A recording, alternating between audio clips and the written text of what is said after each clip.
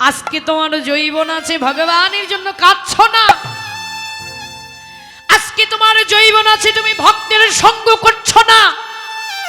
আজকে তোমার জৈবন আছে ভগবানের নামে দুটো নয়নের জলে কাঁদছো না।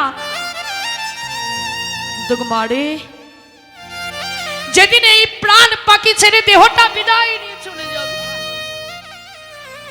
সেদিনে কিসের জৈব, কিসের আত্মস্মৃতি, কিসের বাসনা, সবই কিছু ওই চিতার আগুনে শেষ হয়ে যাবে। এই জন্য চৈতন্য চরিতামৃতে কৃষ্ণদাস কবিরাজ গোস্বামী বললে, এই মানবকুলে জন্ম পেয়েছ, এই জীবনটাকে হেলায় হেলায় না কাটিয়ে যদি পারো একবার বৈষ্ণবের সঙ্গ করো। আরে ভুলে যেও না তুমি মরার পর এই সংসার জগতের সুখ গ্রহণ করবে।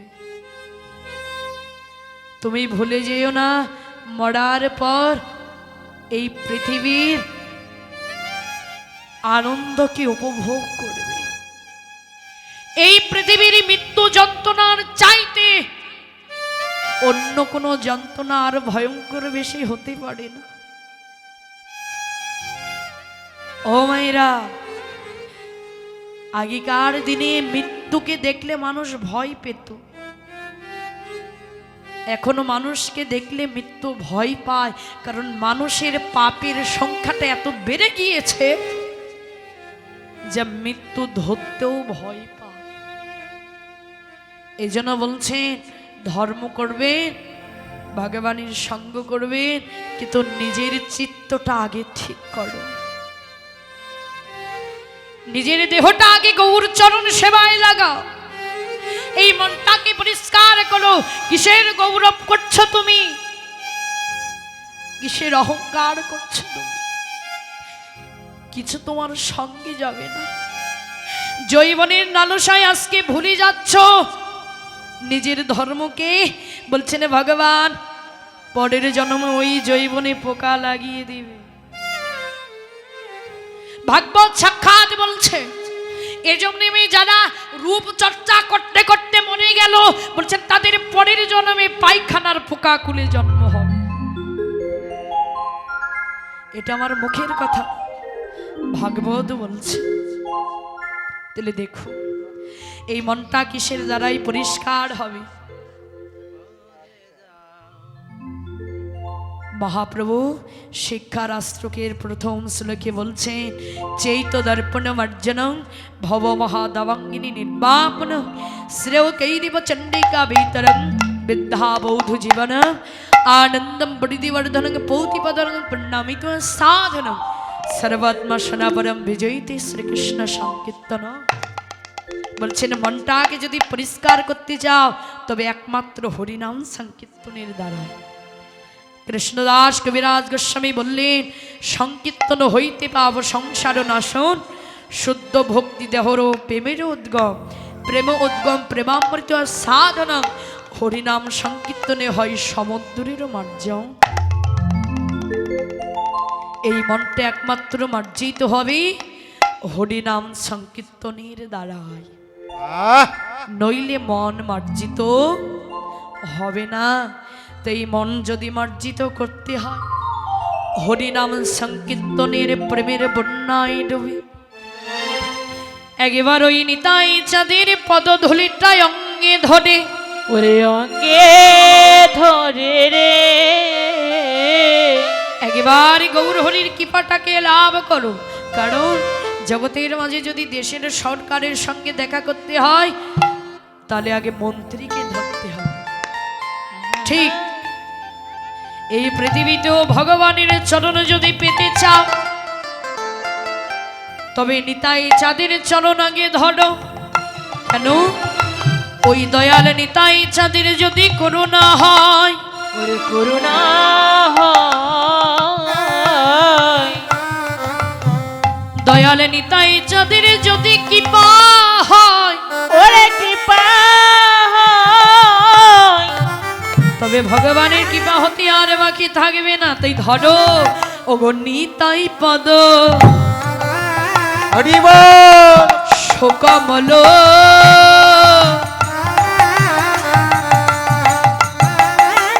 কোটি চন্দ্র সুচিতল ওরে নিতাই পদ নিতাই গৌর হরি কোটি চন্দ্র সুশীতল যে ছায়া জগত জুড়াই আর যার ছায়ায় জগত জোড়ায়। বলি হেন নিতা বিনে রে ভাই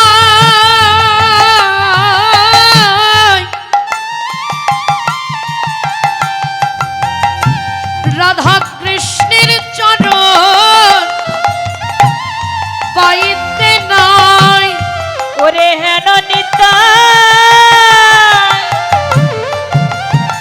ওরে বিনে রে ভাই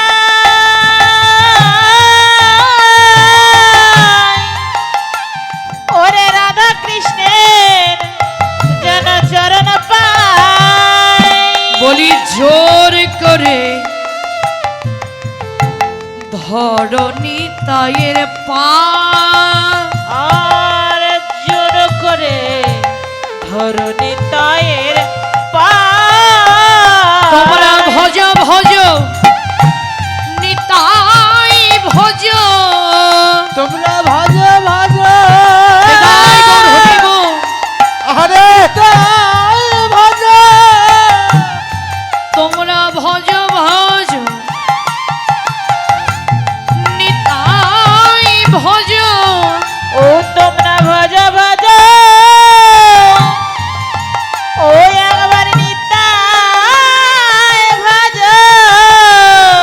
ওগো নিতাই কাউরে ছেড়ে যাবে না, তোমরা ভজ ভজ নিতাই ভজ ওরে নিতাই কাউরে ছেড়ে যাবে না, ভজ ভজ নিতাই ভজ নিতাই কাউরে ছেড়ে যাবে না, ভজ ভজ নিতাই ভজ নিতাই কাউরে ছেড়ে যাবে না, ভজ ভজ নিতাই ভজ। নিতাই কাউরে ছেড়ে যাবে না, ওরে ভজ ভজ নিতাই ভজ। নিতাই কাউরে ছেড়ে যাবে না, সবে ভজ ভজ একবার নিতাইয়ের চরণ ভজ। ও যে ছায়া জগত জুড়াই ও সে তার ছায়ায় জগত জোড়ায়। আর যার ছায়া জগৎ জুড়ায়।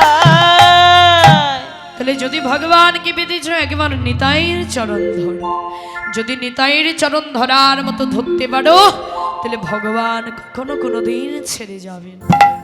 তাই আজকে সেই নদীয়ার মাঝে গৌরহরি সেই পূর্বের কথা মনে পড়ে ধবলিয়ান শ্যামলীকে ডাকছেন।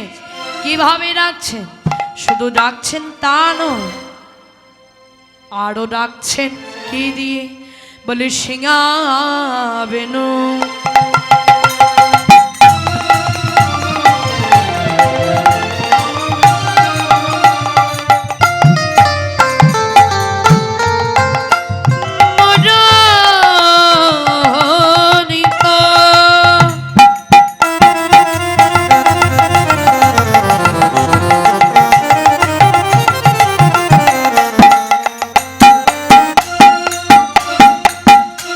ওগো করিয়া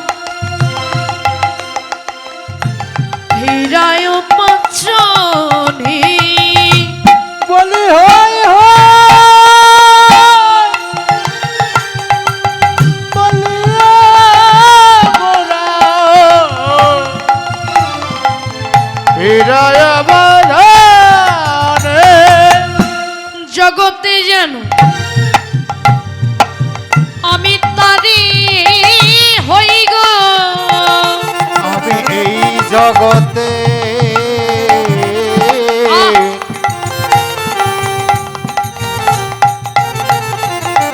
তারি হয় রে, আমি তারি হই, তারি হই রে, আমি তারি হই।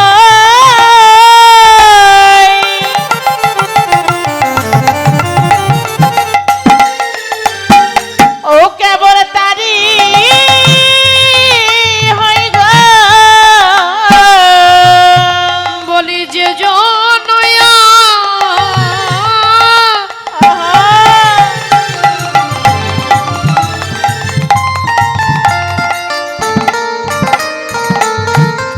আমার হয়, শুধু এ জন্মে নয় জন্মের মতো যে আমি আমারি হয়, আমি যেন তারি হয়, যে জন্মে নয় জন্মে জন্মে জন্মের মতো তারি হয়। আমি শুধু তারি হয়, ভজন ভরে হরি বলে, আমি শুধু তারি হয়, প্রেমানন্দে হরি বলে, কৃষ্ণ গোবিন্দ বলে জন্মে নয় সুপতি জন্মে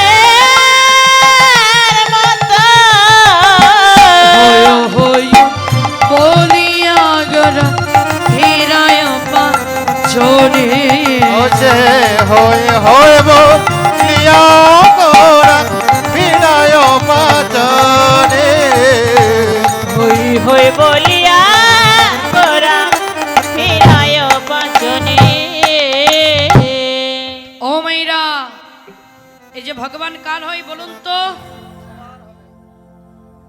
ও মাইরা, ভগবান কার হয়?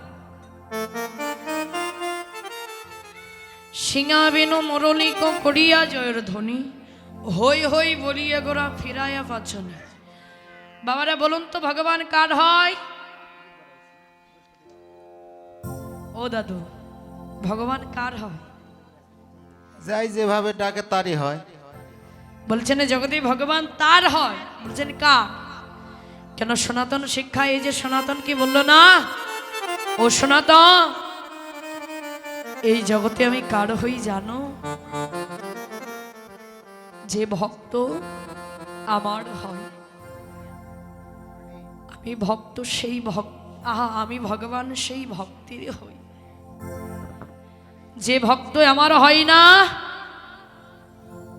আমি ভগবানও সেই ভক্তে হই না। এই জন্য মেয়েরা, এই যে যদি ভগবানকে আপন করতে চান তাহলে আগে ভগবানের হন। যদি ভগবানের না হন তাহলে ভগবান কোনোদিন কি আপনাদের হবে?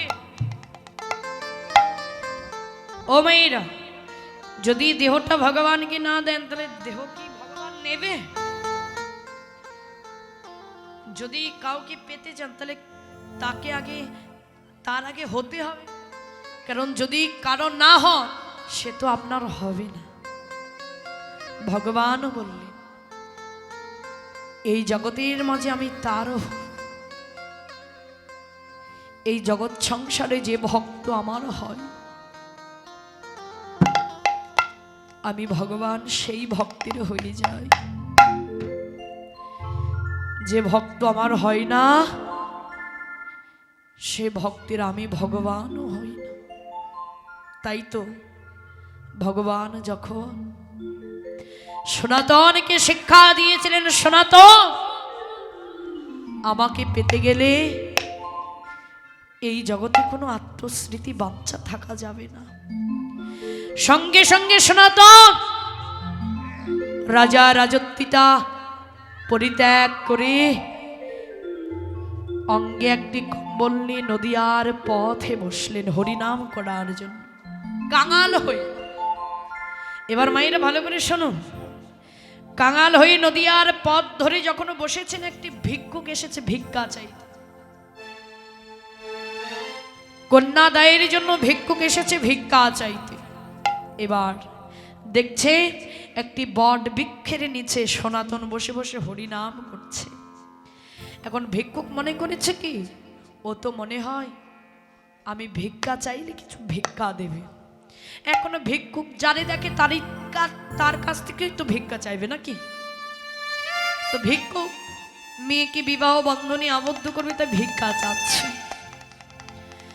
এখন সনাতন ওখানে বসে বসে হরিনাম করছে। এবার ভিক্ষুক যে ডাকছে, বাবুজি আমি কন্যা দায়ের জন্য কিছু ভিক্ষা চাইতে এসেছি, যদি পারো কিছু ভিক্ষা দান করো। অমনি সনাতন মনে মনে হেসে উঠলেন, আহারে তুই আমার কাছে কি ভিক্ষা চাইছিস? এই জগতের মাঝে আমি তো বড় ভিক্ষুক, আমি তো ভিক্ষা নিবার জন্য এই নদীয়ার পথে বসে আছি। তোকে আর আমি কি ভিক্ষা দেব? তোকে তো আমার ভিক্ষা দেবার মতো কিছু নেই। ভিক্ষুক বাবুজিকে সনাতনকে ডেকে বলছেন, বাবুজি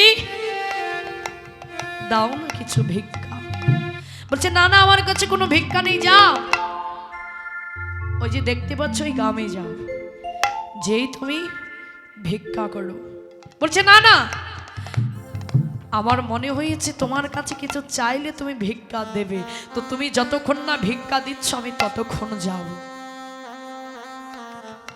এবার ভিক্ষুক মনে করেছে যে ভিক্ষা চাইলেই পাওয়া যাবে। কেন সনাতন তো মনে মনে অবাক, ভিক্ষুক যা ভিক্ষা না পাইলেও যাবে না, তাহলে ভিক্ষার কে দেব? যা ওই যে সুরধনী গঙ্গা দেখতে পাচ্ছিস, ওই সুরধনী গঙ্গার কুলে যা, যে ওই সুরধনী গঙ্গার কুলে বালিগুলো একটু সরিয়ে দিবি, দেখবি অনেক মূল্যবান বস্তু সেখানে লুকানো আছে। ভিক্ষুক তাড়াতাড়ি করে ভিক্ষা নিবার জন্য ওই সুরধনী গঙ্গার কুলে গেলে বালিগুলো সরাচ্ছে।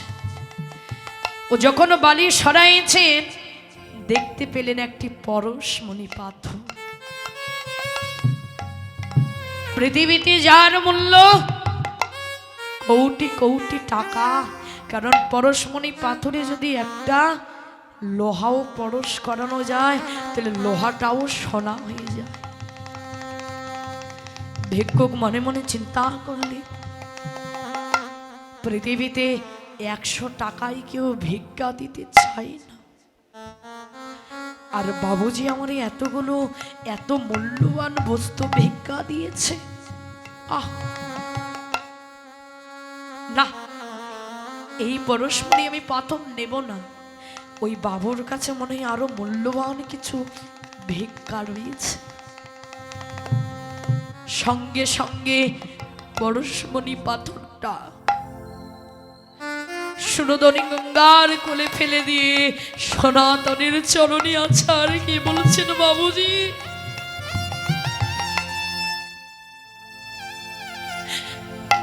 আমি ওই পরশমণি পাথর ভিক্ষা নেব না, যদি তোমার কাছে আরো কোনো মূল্যবান বস্তু ভিক্ষা থাকে তবে তুমি আমায় দাও। সনাতন ভিক্ষুক কি বলছেন, ওরে ভিক্ষুক আমার কাছে ওই পরশমণি পাথর ছাড়া আর কোনো কিছু ভিক্ষা ছিল না। ভিক্ষুক চরণ ধরে কেঁদে কেঁদে বলছেন, বাবুজি যে বস্তু তুমি ভিক্ষা নিবার জন্য এই নদীয়ার পথে বসে আছো, যদি পারো ওই বস্তুটুকে আমায় একবার ভিক্ষা দাও।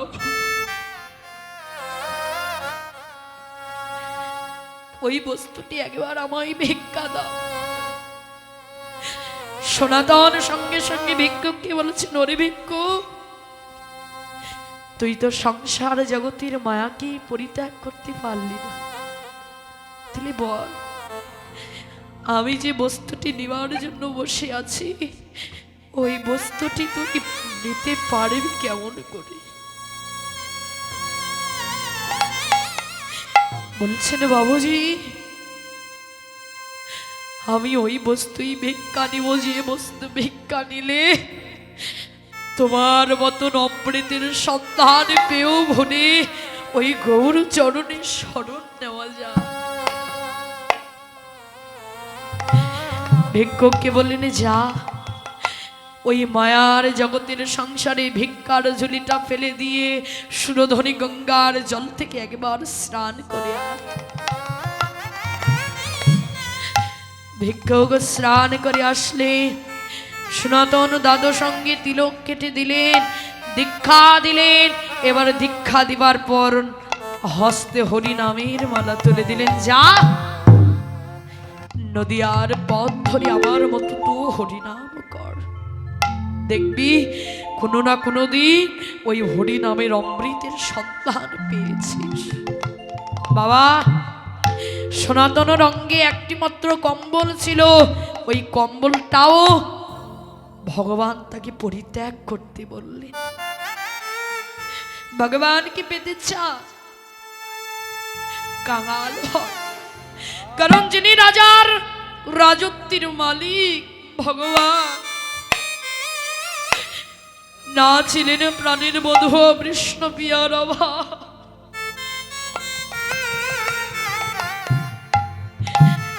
না ছিলেন সখা মনির অভাব, তবুও ভগবান নদিয়ার পথে কাঙাল সেজেছিলেন ভক্ত চরণ পাবার।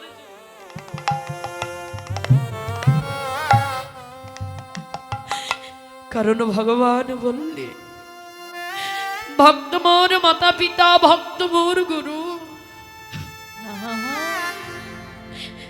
ভক্ত মোর নাম রেখেছে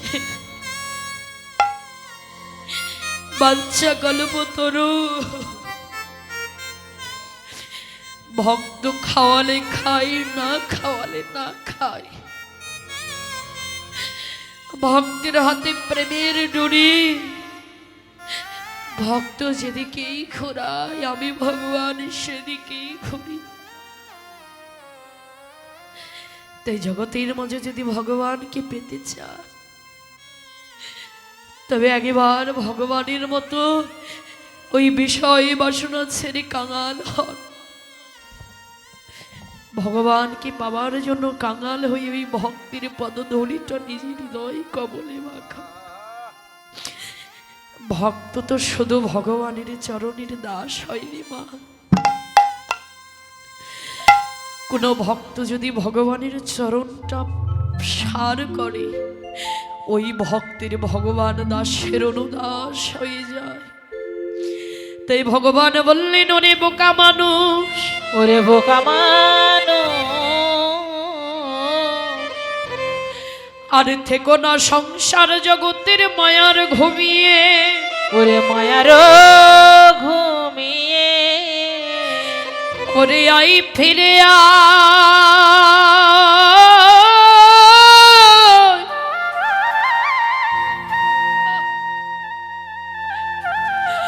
মানব জীবনের বেলা যে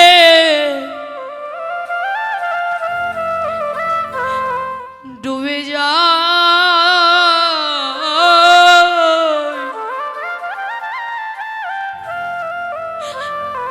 আলু ভেবে হয় আলিয়ার পিছে। বেভুল তোরা ছুটছিস মিশে, বাধা রইলে মায়া ডোরে। কাল কাটালি ভাঙা তরি মাইয়া, ওরে ভাঙা তরি বাইয়া রে। দেখে দেখ মহাজন তোর হিসাব করে, ওরে বল তরি দিয়েছিলেন সাজাইয়া। কিন্তু গো মদন কুঞ্জের কিনারায় এসে তরি দিলি রে ভাষায়।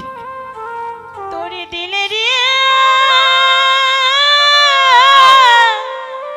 ভাষায়া। মায়ার ঘুমে ঘুমে আর থেকো না, রাধে আর হবে কি না এমন মানব জন, তাই দেহটা যদি একবার গৌরচরণ সেবাই লাগাতেই চাও, তবে একবার ওই বৈষ্ণবের বাজারে গিয়ে ওগো কৃষ্ণ বলে কাদয়ার ভক্তে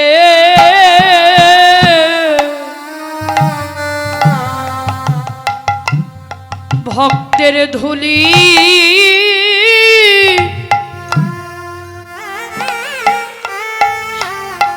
ভক্তের ধুলি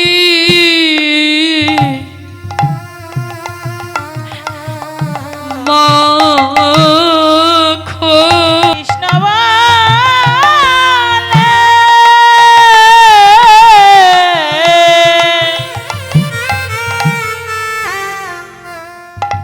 কাদয়ার ভক্তের ধুলি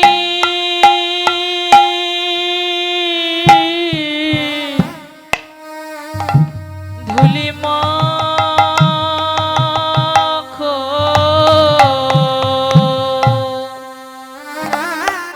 আমাদের আর হবে না গো নিতাই গৌরের নাম। এমন মানব জন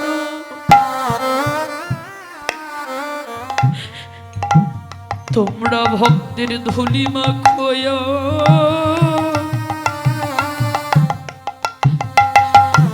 কৃষ্ণ বলে কাঁদো আর হবে না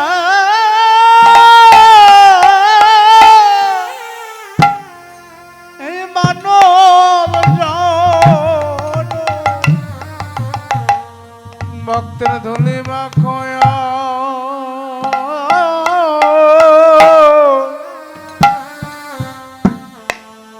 ধুলি মাখয়া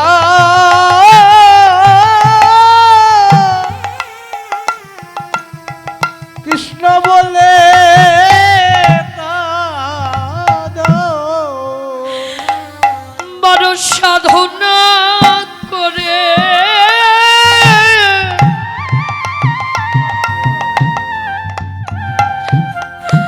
ধুলি আমরা পেয়েছি গো,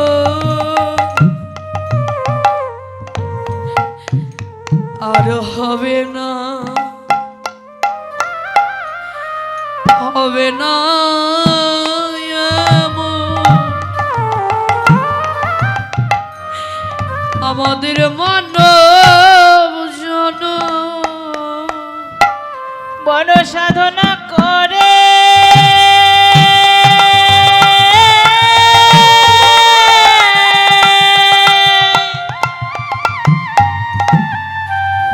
ওরা বড় সাধনা করে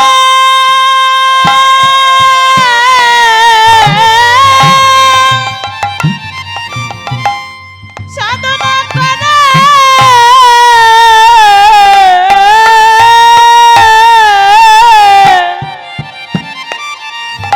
এই পেয়েছি জন।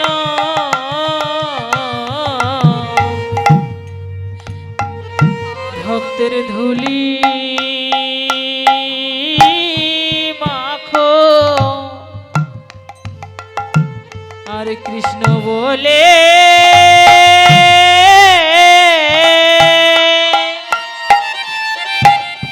হরে কৃষ্ণ বলে কাঁদো। এ হরি বলবার জন্ম যদি একবার বয়ে যায়, তবে এ জন্ম আমাদের ভাগ্যে আর হবে না রে। বলে আমাদের ভাগ্যে হবে না রে জন্ম আমাদের ভাগ্যে বাবা।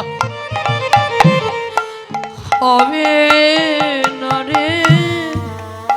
এই জন্ম বুঝি মনের ভাগ্যে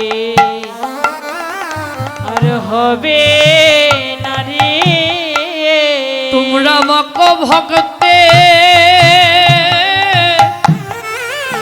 চরণ ধুলি এজন্য ভাগ্যে হবে কিনা একবার মাখো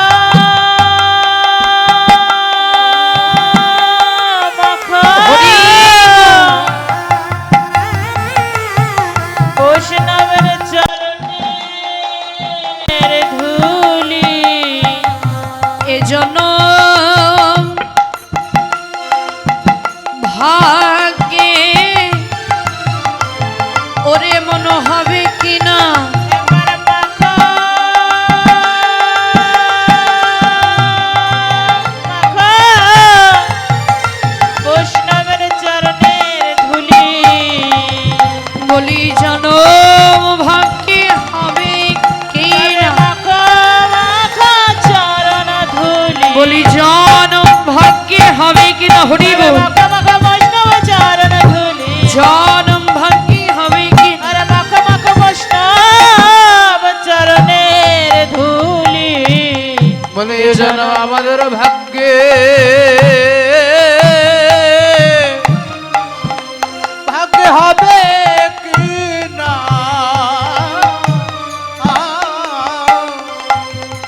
তাই জনমটাকে হেলাই হেলাই না কাটিয়ে একবার গৌর চরণ সেবায় লাগা